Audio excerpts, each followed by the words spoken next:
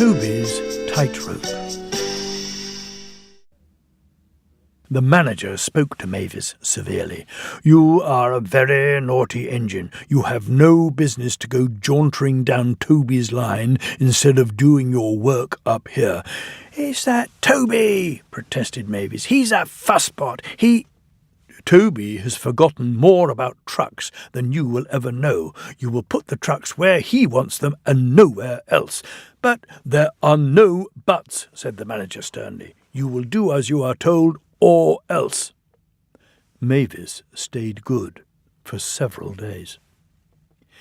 Mavis soon got tired of being good. "Why shouldn't I go on Toby's line?" she grumbled.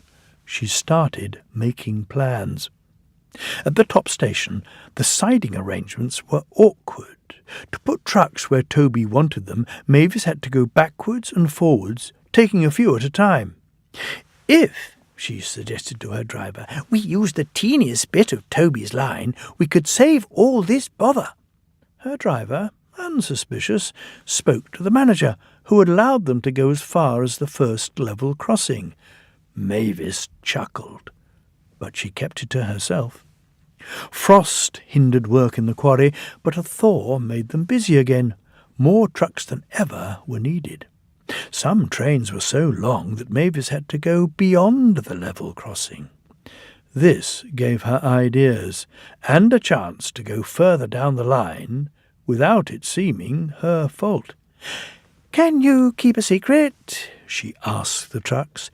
Yes, they chattered.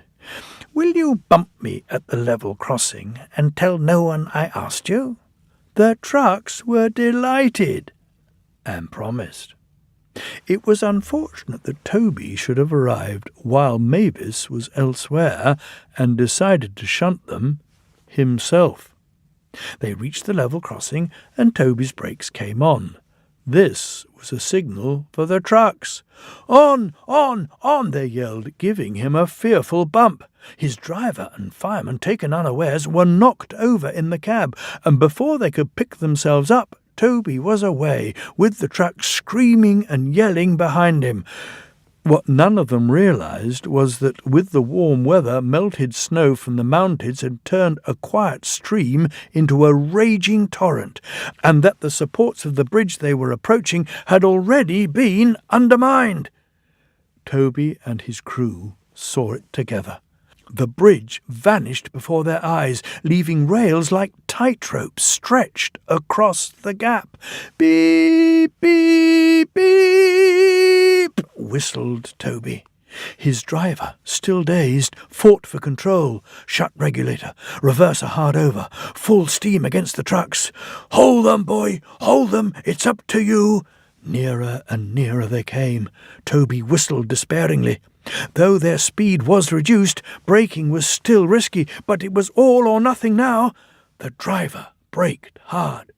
Toby went into a squealing slide, groaned fearfully and stopped, still on the rails, but with his wheels treading the tightrope over the abyss.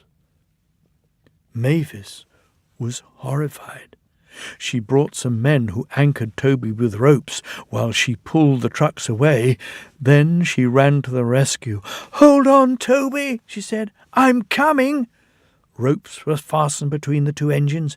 Toby still had steam and was able to help, so he was soon safe on firm track and saying "Thank you" to Mavis. "I'm sorry about the trucks," said Mavis. "I can't think how you managed to stop them in time." "Oh, well," said Toby, "my driver told me about circus people who walk tightropes, but I just didn't fancy doing it myself." The Fat Controller thanked the manager and his men for rescuing Toby from his tightrope. "A very smart piece of work," he said. "Mavis did well too, I hear." Mavis looked ashamed. "It was my fault about those trucks, sir," she faltered. "I didn't know, but if I could—" "Could what?" smiled the Fat Controller.